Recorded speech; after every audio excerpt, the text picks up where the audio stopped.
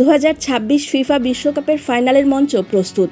প্রথম সেমিফাইনালে ফ্রান্সকে হারিয়ে শিরোপা লড়াই নিশ্চিত করে স্পেন।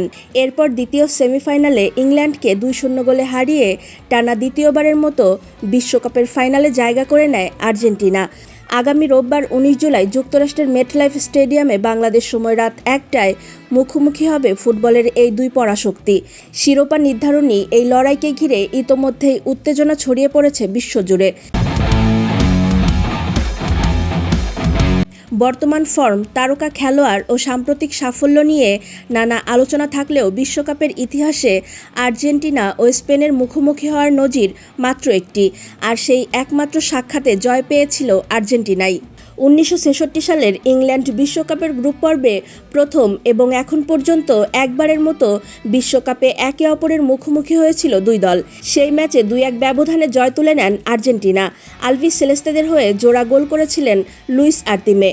স্পেনের একমাত্র গোলটি করেছিলেন পিররি। যদিও সেই আসরে দুই দলের ভাগ্য ছিল ভিন্ন। গ্রুপ পর্ব থেকেই বিদায় নেয় স্পেন। অন্যদিকে আর্জেন্টিনা শেষ 8-এ উঠলেও স্বাগতিক ইংল্যান্ডের কাছে হেরে টুর্নামেন্ট থেকে ছিটকে পড়ে। প্রায় 6 দশক পর আবারও বিশ্বকাপের মঞ্চে মুখোমুখি হচ্ছে আর্জেন্টিনা ও স্পেন।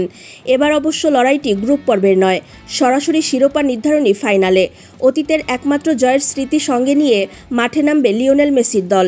আর প্রথমবারের মতো বিশ্বকাপের মঞ্চে আর্জেন্টিনাকে হারিয়ে শিরোপা জয়ের লক্ষ্য থাকবে স্পেনের। দর্শক, আপনার কাছে কি মনে হয়, আর্জেন্টিনা বিশ্বকাপ জিতবে নাকি স্পেন? জানাতে পারেন আমাদের কমেন্ট বক্সে।